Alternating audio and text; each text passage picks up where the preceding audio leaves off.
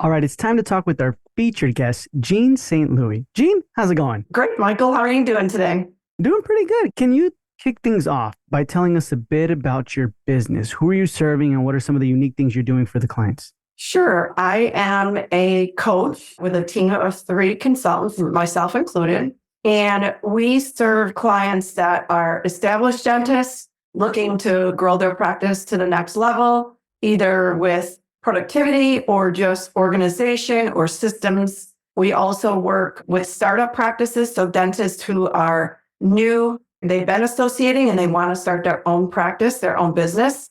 Also with dentists who are purchasing a practice. So we only represent the buyer in a purchase, whereby brokers typically represent only the seller. We do the due diligence and we have transition services or acquisition services for them once they purchase the practice. Okay, nice. So you mentioned that you have a team of three and you help the practice grow to the next level. So I guess how would we know we're ready for the next level? What does that look like? Generally, doctors will call us and say, I feel as if my practice isn't running as well as it could or should, or I'm not taking home what I think I should, or my overhead is too high.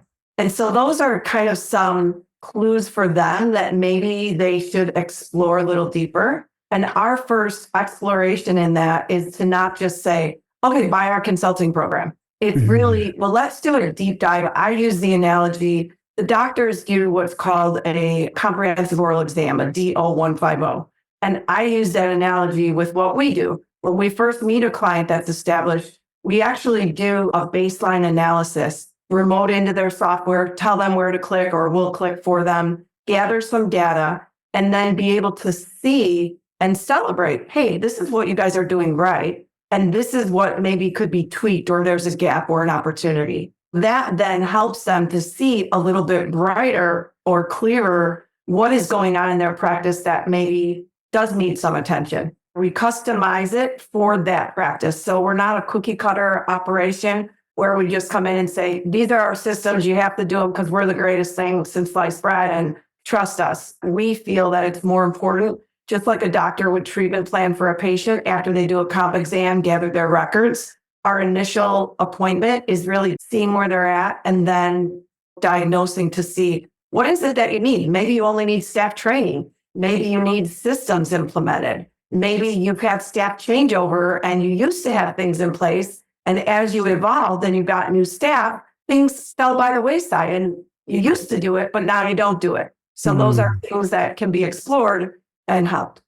Gotcha. Now, Jean, I know you've been doing this for a while and you have a ton of experience. We've gotten guests who speak highly about you. So I wanted to ask, what are the common things most practice owners get wrong where they feel like, I need this? And then you kind of do your comprehensive exam and you're looking into it and you're thinking, you don't need that at all. It's this that you need now. That's a great question. And one of the things that we often hear from a dentist that's established is, I really just need new patients. If I have new patients, I'd be fine. And while new patients are important, they so often forget, I call it almost like an ATM. You have money in your bank. If you have no money in your bank, you can't go to that bank and take out any money. There's nothing there. If you have money, you can. And dentists forget that their beauty of their practice is their existing patients. They already know them, love them, respect them. They come in. The problem that I see in most practices is they do not have a good solid recall system and they don't have any system whatsoever in most practices, not all, for following up on patients that don't schedule at the time of leaving the practice. So doctor diagnoses a couple of fillings, maybe a crown, patient gets to the front desk, and for whatever reason, the chain of communication from the back to the front gets broken. And they look at the front desk and they'll say, oh, you know what, I'll call you. I've got to check my schedule. I got to talk with my spouse, whatever the excuse is. I often hear from teams when we go in or I have a conversation, everyone schedules. No, in our practice, everyone schedules. Well, I worked the front, I worked the back. Realistically, not everyone schedules every time. If you think that, you're being naive. And so to me, it's about evidence proof. When a dentist diagnoses a crown or a filling, there is scientific evidence as to why they should do that filling or that crown. That's a fact. In our world of practice management, the numbers don't lie. What does that mean? You can pull a past due recall report. You can pull a unscheduled treatment report, and that tells you exactly who didn't schedule within a time period. Some consultants will go back 2 years and say, you have $2 million in unscheduled treatment. First of all, many things that are on that unscheduled report are garbage, meaning garbage in, garbage out. So if the staff is not cleaning up the clinical chart as they go, if they enter double treatments, meaning doctor diagnoses an MO composite filling on 14, and they enter it in the treatment plan. But then when the patient presents for the treatment of that 14 MO, it actually turns into a 14 MOD, mesial occlusal distal. And what happens is if you don't go back into the original treatment plan and change it to add that D, and you just walk it out with an MOD, it remains in the treatment plan as unscheduled. So when I pull a report, the first thing after that same staff or team member will say, everyone schedules, oh, that report is wrong. I say, I understand that it has some garbage on it. Say that we pull it for 6 months and we see 800,000 in unscheduled treatment in the last 6 months. I'll always say to a doctor and team, okay, let's say that 50% of it is garbage, still 400,000. 75% of it is garbage, still 200,000. Would that change where we're at right now? Mm-hmm. And so it opens their eyes and ears to, yeah, you know what? Maybe we're not doing it exactly the way we should. If you're going to introduce a system or you're going to change a system in a practice, you better sure as heck have evidence base to show that staff. Because guess what? I was a team member and that team wants evidence base. You don't tell me that this is going wrong without proving to me why it's going wrong. And I think that's just smart. It's common courtesy. It's what dentists do to patients. They show scientific evidence to show why you need the crown, why you need the filling. Same thing in practice management. Yeah, no, I love that. That's amazing. So then that's more the unscheduled treatment, kind of like the recall, right? Is what you were talking about? Two different things. So recall is the hygiene follow-up appointments, people that are due for their cleaning. Unscheduled treatment is any diagnosis that the dentist would do chairside that maybe didn't get scheduled. How often do team members actually do that and go back and try to clean it up? And then they're like, Gina did it. It has to be a team effort. It cannot all fall on the front desk. That is one thing I make very clear. If we think we're going to take this report and it's going to fall on Lucy at the front desk, shame on the team. We all made that and we all have to correct it. Is it going to happen overnight? No. You've got to work on it one patient at a time. How that typically rolls out is the doctor's schedule is slow. The doctor says, hey, why is my schedule so slow? Why don't we print that report and work on it? And I was exactly in this spot. I was a team member that would print the report and start working line item by line item, 25 single space patients per page. And I might have had 20 pages. And I would have to call. Are you ready for that filling? Are you, no, yes, schedule. Until you get the schedule full. And then the doctor forgets. And then you get busy and you forget. You put the list up in the cubby. And then the next time the doctor gets upset that his schedule or her schedule is open, you print it again or you pull that list again and you start working from the Z's because you started at the A's and you're like, okay, I'll start at the bottom of the list now and I'll work my way up. And from a staff team's perspective, you have to realize, and the doctor needs to realize, that team member at the front, their day is constant interruptions all day long. The phone, the patients checking in, checking out,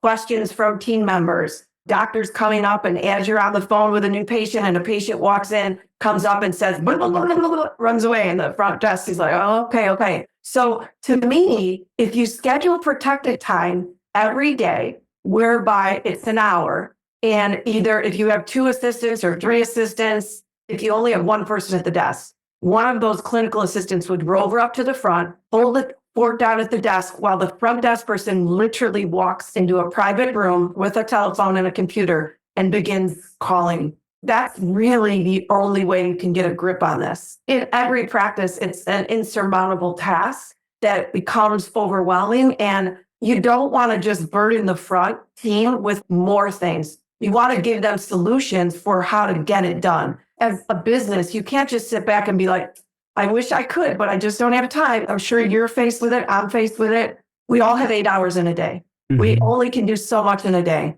If we don't organize our day properly and allocate things, you have days, I have days, People that are listening will say, dang, I had a great day today. I was so productive. And then other days you leave and you think to yourself, I got nothing done today. They shouldn't have even paid me today. So I think the teams are no different. I've never ever met a team member that doesn't want to do what's in the best interest of the patient and what's in the best interest of the practice. Our philosophy has always been, if you teach the team and if you believe that whatever you're doing with the system is in the best interest of the patient, you should do it. Because you're not selling dentistry. You're doing what's in the best interest of the patient. The second thing is, if you're implementing the system, to go into a practice and say, okay, I would like this cup on this side of the desk to the front desk team member. Why? Because I have an ego and I think that this is like this doing it should be on the right side instead of the left.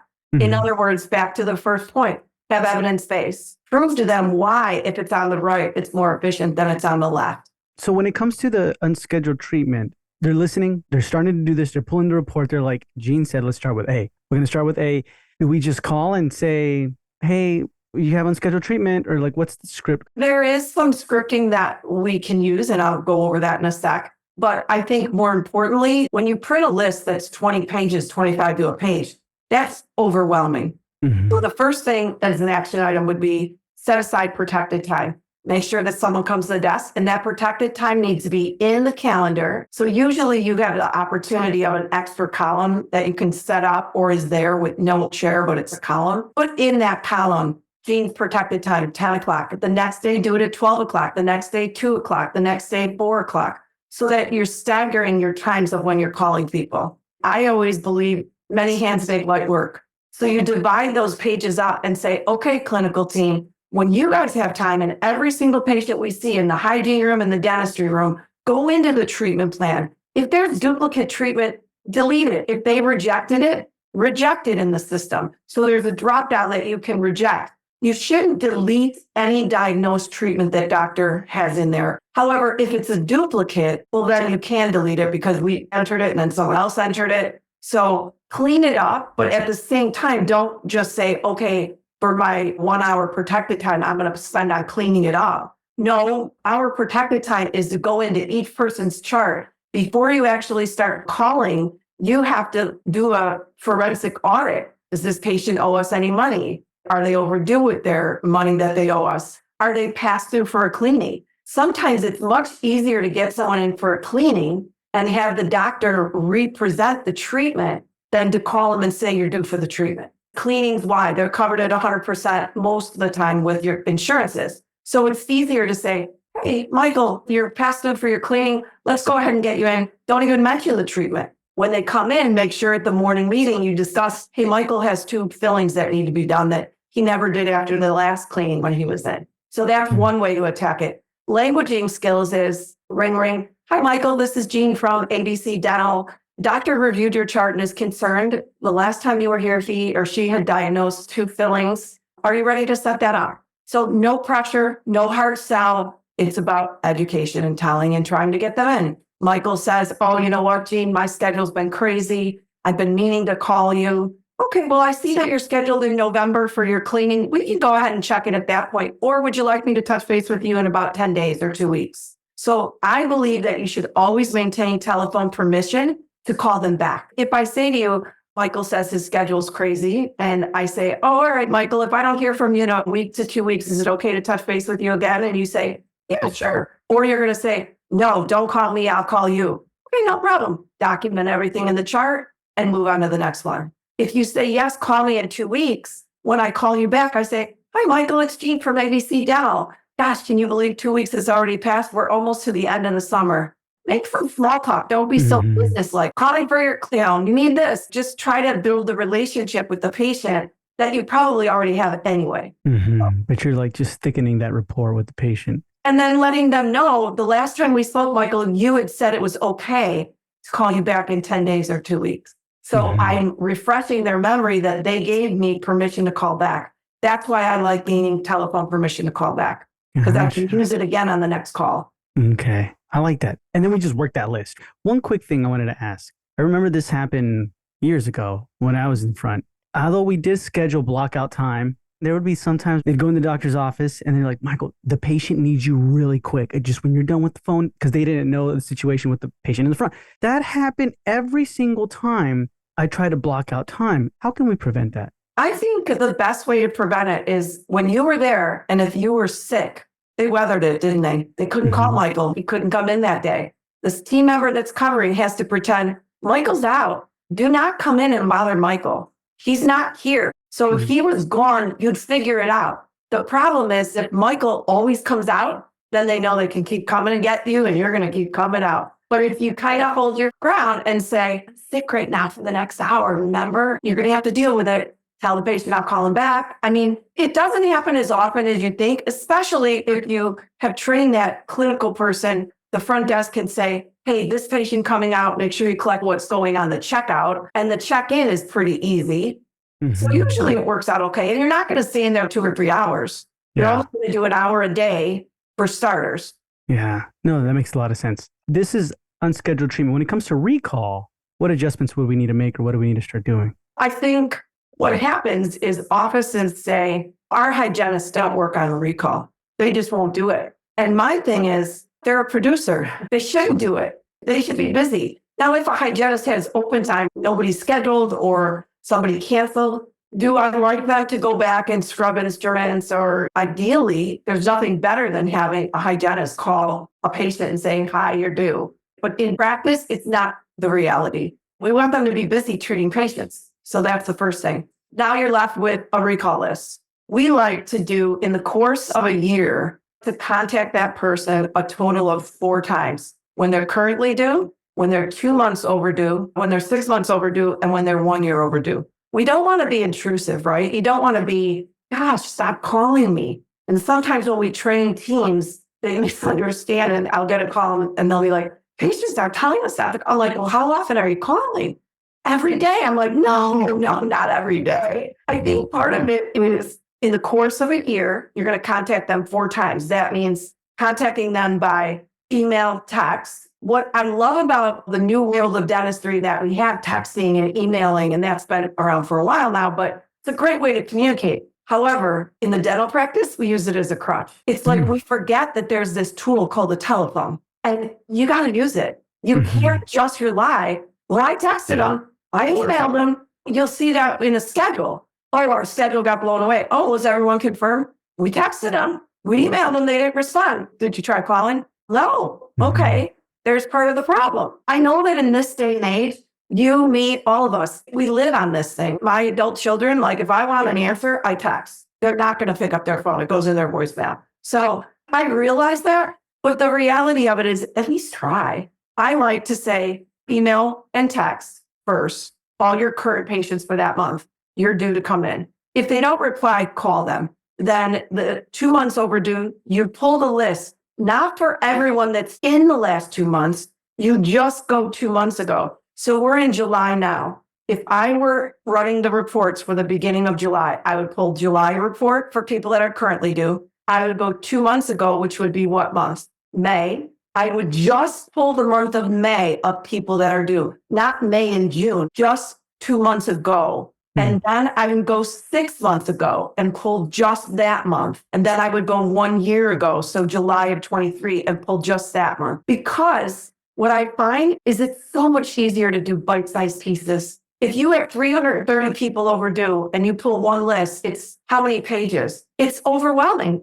You do bite-sized pieces and I go back and I pull July of 23, I only have 5 people to call. I could do that. That's easy. If I go back in May, 2 months past due, and I only have 20 people, easy. I can text all of them. They all have gotten a text if they're on an automated system. And then you call them. And so are you going to get everyone in? No, but you're going to try. And the deal is similarly to what I said about the unscheduled treatment. If I do a forensic audit and I look at Michael's name, you're on the past due for your treatment, and I see that you're also past due for recall, I'm not going to try to get you in for that treatment. I'm going to try to get you in for the recall. Most people can stomach a cleaning like, oh yeah, the insurance covers it 100%, get me scheduled. And then it's up to the doctor to represent the treatment because doctor, whatever you did on the last visit, they didn't buy what you were selling. You better represent it to them at the next hygiene visit. It could be them, it could be the doctor, but regardless, we have to represent it to them.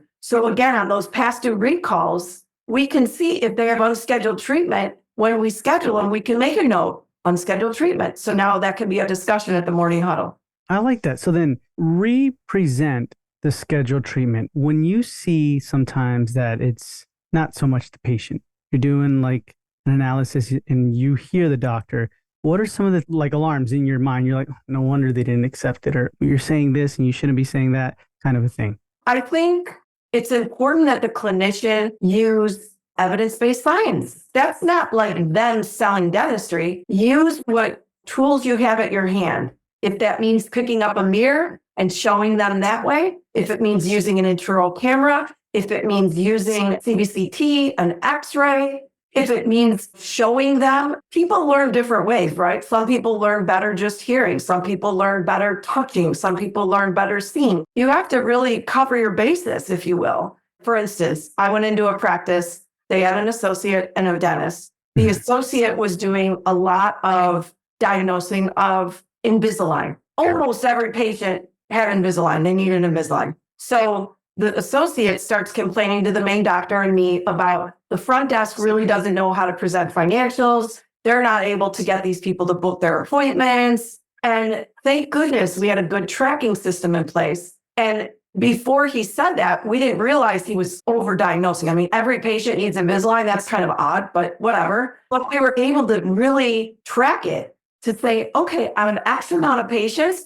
you diagnosed Invisalign on, 98% of them. So don't blame the front desk for not being able to make this happen. It was doctor to doctor that had a conversation to say, I think you're kind of overdiagnosing a little on this Invisalign. Back off, Jack. Slow it down. Then we did. If you're calling on a patient that was diagnosed for Invisalign and they say, I don't want it, you have to reject it. You have to go into the computer and reject it in the software or decline it. Different softwares have different names for it. Most practices are not doing that. They're not rejecting it or declining it. And then what happens is it remains on that unscheduled treatment report. So that's why a lot of times they'll say, oh, well, that's garbage because you didn't do your part clinically. They should be rejecting or declining, or administratively when I call and I know I should reject or decline and give the reason.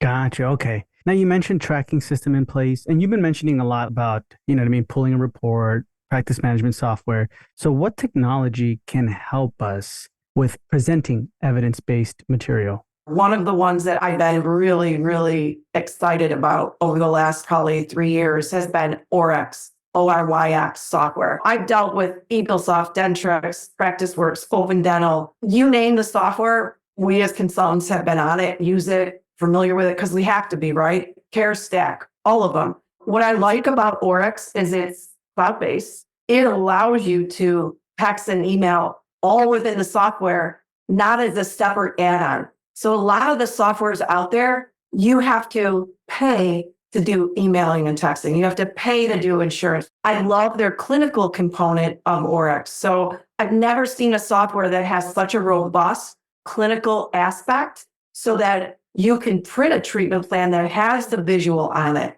Really smart, ingenious thinking when they develop that software. That's one tool you can use. The other tools, I think a picture is worth 1,000 words, right? If you can take a intraoral camera and you can physically see it and it's enlarged, that's a big plus. Those are some of the tools that I think are relevant to being able to present. And then also understanding a little bit of the clinical component. When patients have a question, well, why would I do that implant? Doesn't that seem aggressive?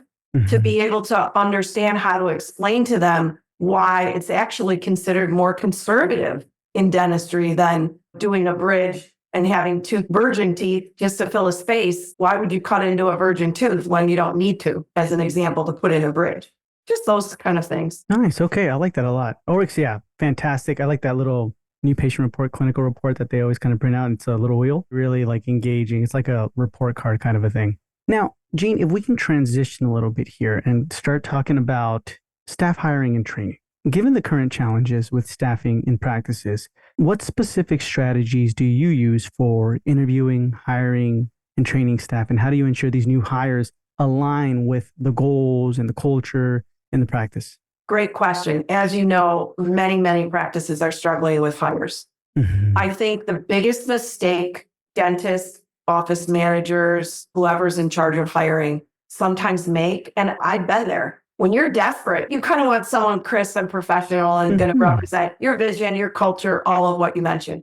For me, I find that the first thing is just really understanding a good resume from a bad resume. Unfortunately, people lie. They lie on their resume, they lie in the interview. They're not what they say they are sometimes. And if we don't do any due diligence, shame on us. What is due diligence? First and foremost, what makes a good resume versus a bad resume? What makes a good resume is longevity at an office. Not every 6 months you're changing jobs. The other thing when you're looking at a resume is if I say I worked there from January of 23 to 24, was it January 24? If I'm just giving the years and not the months, or if I'm just giving the months and not the years, that's a problem. The other thing that creates a bad resume is grammar errors. You should look at this as how's their format? How is their grammar? How is their English? That's a big part of hiring a professional. And the other thing is looking at it from a standpoint of there's new dental assistants that are coming out of school and their instructors are telling them, go out and ask $28 an hour. That's the going rate. You have no experience. You're not going to get $28 an hour.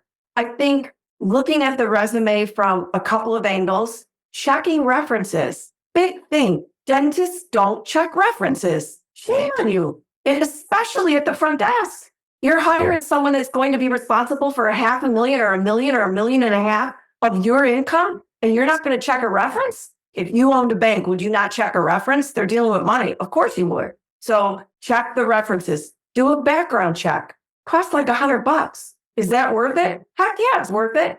The other thing is make sure that you ask the right questions. Sometimes it's, tell me what you'd like to do in a day. Why did you get into dentistry? Come on, everyone's going to say the same thing. I love patients. I love patient care. It's really fun to work with people. That's not what you want. You want to ask specifics. I noticed on your resume, you said that you were an office manager, that you paid bills. You were responsible for the overall systems. Tell me, what was your collection ratio in the practice you managed? Okay, then they don't have that information. What recall system did you use? Oh, we printed a report and we would call on it. How did you handle unscheduled treatment in the practice you managed? Ask real good, nitty-gritty, system-oriented questions. Same thing with clinical team. Tell me, hygienist, tell me a little bit about a typical day for you. What did that look like? Did you run on time? I ran on time, but the doctor always ran late. And so it caused me to be late. Okay. Was that every day, every patient? Did you ever find that you ran late? You got to ask some deep questions about their specific duties, what they did. Hygienist, how did the practice you work in handle diagnosing and treatment of periodontal disease? Did you have a soft tissue management program? Those are big questions to ask. As a dental assistant, some good questions. Tell me, how do you feel about working in the sterilization area when a hygienist is busy with patients and just dumps the tray? How did that work in your last practice? Do you have any energy about that? You want to flush out the drama queens. I'm not saying that a hygienist shouldn't clean your instruments. She should. But what I'm saying is sometimes you can't identify when you're just scratching the surface. You're not going deep. We all have worked in practices with drama, and it's not fun. It brings the whole team down. So you want to flush that out. You want to make sure you're hiring someone that's professional. And by all means, if you're working in the practice and you tend to be the gossip queen, stop it. It's not fun to work with a gossip person. We're not all in high school. We're adults. Let's stop doing that kind of stuff. We may hear that a lot where they're like, oh yeah, the doctor ran late or the team.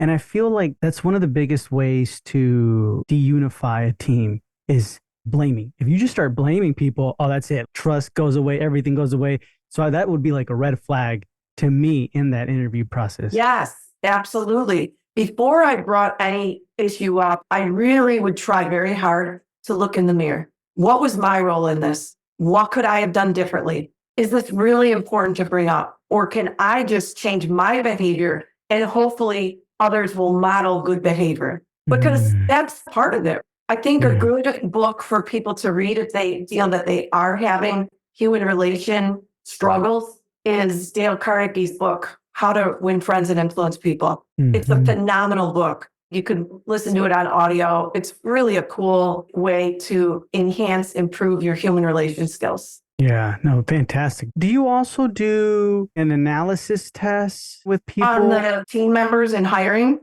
we do a personality profile test, a temperament test. And the reason we do that is we like the team to know what their personality types are. There's no right or wrong. You can't not hire someone because they're a certain personality type. For instance, I had one office that was looking for another team member. It was a female dentist with all female staff.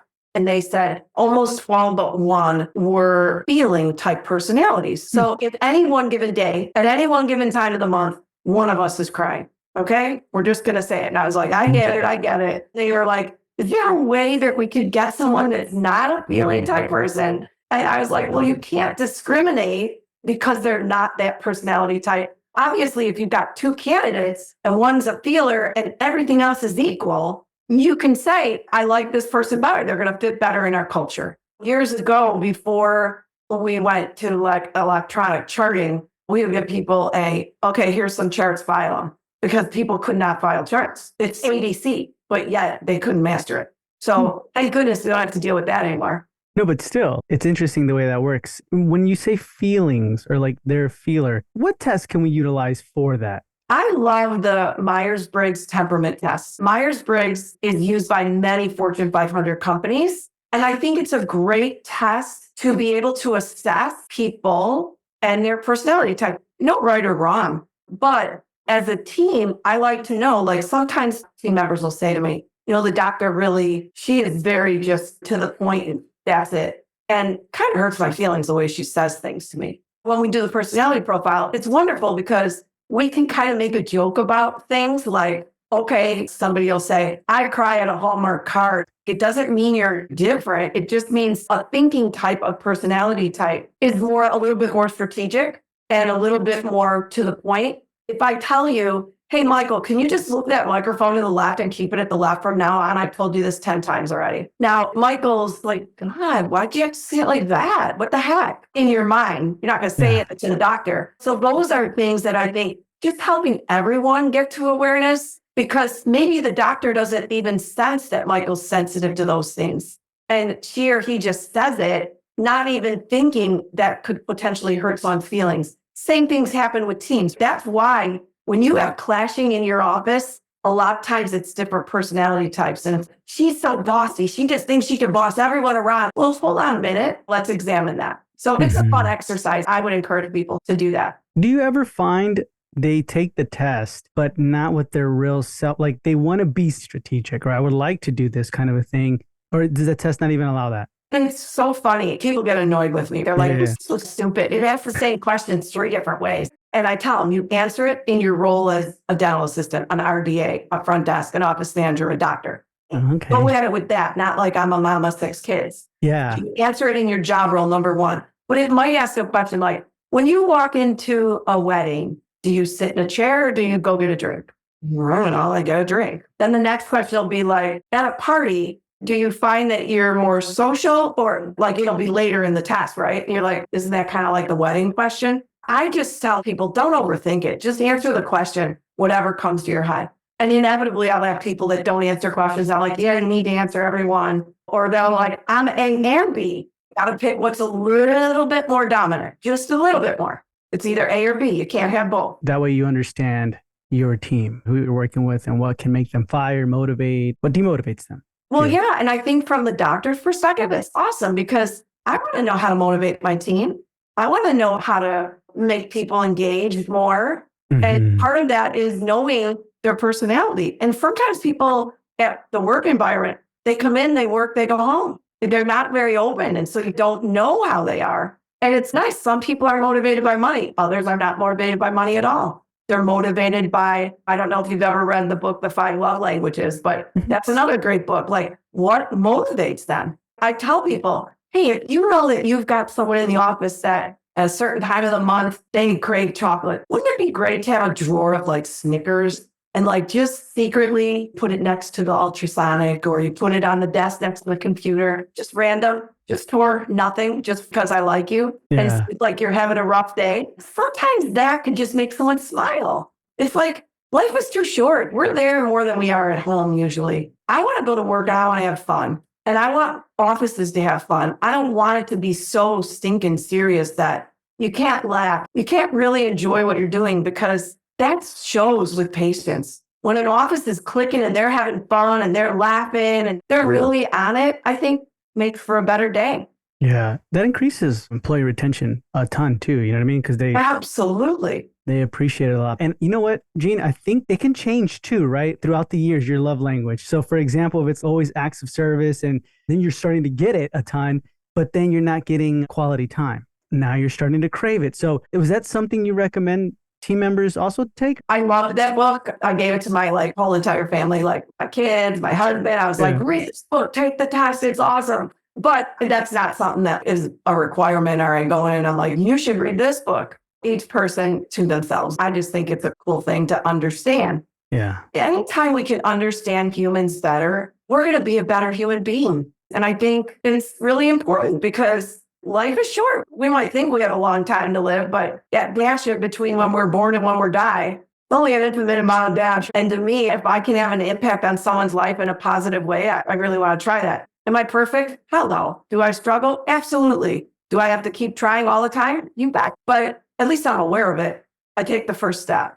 Self-accountability. That's good. That's fantastic. Wonderful, Gene. If you can, one of the last questions I wanted to ask you is, what's a piece of advice you would like to give to our listeners who are about to start, either in the starting process or they're within year 1 to 2? I think if you are in year 1 to 2 out of dental school, you should absolutely consider, before you're 5 years out, that you need to explore, am I going to buy a practice or start a practice? Not everyone is owner material, but definitely you owe it to yourself. I always say to young dentists, when you went to dental school, you didn't say, I think I'm going to go to dental school. I'm going to give it a try.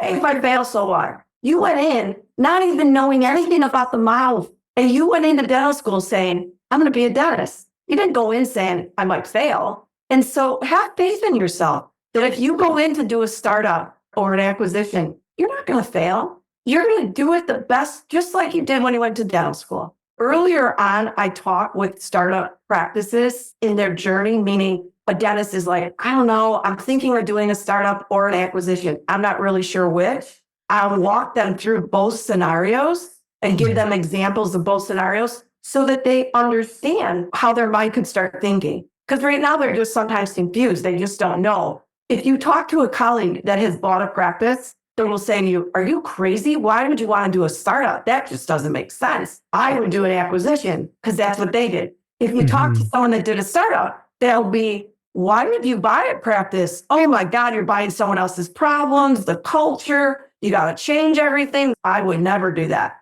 And it really depends on the doctor's financial situation. Startup practices are hugely successful. And the reason being is teaching a dentist to be smart about it, meaning you keep your associateship job while you're building your practice. If you're bringing home X, let's say, I don't know, $10,000 a month, and your bills are $8,000 a month, and you have extra money at the end of the month, when you go to figure out how many days should I associate versus working in my practice, that's how you figure it out. The practice will be open 5 days a week with a team member, but you might only be there 2 days a week because you need the money to pay for your home. The bank will give you the money to pay for the practice while it's growing. It's called working capital. So they'll give you the money while you're lean, meaning in the red, but it'll cover your rent, your payroll, all your expenses every month. Your working capital will cover that until you hit break even. Most startups hit break even between months, say 7 and 10. Break even means the bills coming in are covered by the money you collect in that month. So again, I think walking dentists through both of these scenarios, owning versus a startup, is important. Do I have stock in any one? No, I deal with both. To me, I think a conversation where you can educate people is so important. And I always tell doctors, hey, listen, I'm not about hard selling. I just don't do that. I don't believe in it. I believe in consultative sales, and consultative sales is education so that a doctor can make a good choice. They're intelligent people. They don't have the knowledge on these two pieces. Do I buy or do I do a startup? I don't know. 100%. This is a super common question because we get that all the time, or we hear people, especially in our Facebook groups and forums and Dental Town, things like that. When should they quit their associateship? And then they're working Monday, Wednesday, Friday, or Monday, Wednesday, Saturday. Other days are closed. They feel like they're wasting money paying the employee. So they'll either not have the employee come in, or maybe they might have the employee come in as many days as they're open. There's so much there. And then we hear, Jean, that they're like, quit your associateship and go all in. You'll never regret it. Just do it. That way you can give it all attention. I think everything is driven on the personal finances. I would never advise a doctor go all in if I didn't know what their personal monthly income was and what their personal expenses were, because that's malpractice on my part. I didn't want a doctor to go all in and have all this issue at home. Financial discussions or arguments at home are not fun. And when people have them, they know exactly what I'm talking about. Your business is the economic engine that feeds your home. Your home should not be the economic engine that feeds the business. So when you think about should they quit working or not, do I have doctors that absolutely quit and go all in right away? Absolutely. But they maybe have a significant other that covers the home. So that significant other is the main breadwinner and covers the home expenses. They may have money that they saved up to cover their home expenses. Absolutely. Then I say, go all in. But realize this, depending on your vision is going to drive what you're going to do. I discourage any dentist to say, I'm not going to pay the staff in a startup 5 days a week because she's there to answer the phone. She's handling any walk-ins. She could be doing external marketing. She could be doing a lot of things to help build the business while the dentist is associating somewhere else. I have dentists that went all in 5 days. For a dentist to tell another dentist that's how you should do it, I think is not good advice because you don't know their personal finances. You don't know who handles all their bills at home. Maybe it's a mixture in many partner for life or whatever it is. Maybe they need both of those incomes to pay the bills, or maybe they need all of one and just a part of the other. It really has to be looked with a deep dive. I would never advise someone to do that, not knowing their personal situation. Perfect. Awesome. Thank you, Jean, so much for being a part of the podcast. We truly appreciate it. But before we say goodbye, can you tell our listeners where they can find you? Sure. You can go to www.jeanstlouis Consulting. It's GENESTLOUIS consulting.com. You can reach me at 866-200-3217, or you can email me at Jean, Gene, at gstlconsulting.com. If you go to my website, it's an info app. Nice. Awesome. So that's going to be in the show notes below. Jean, thank you so much for being with us. It's been a pleasure, and we'll hear from you soon. It was great. Take care.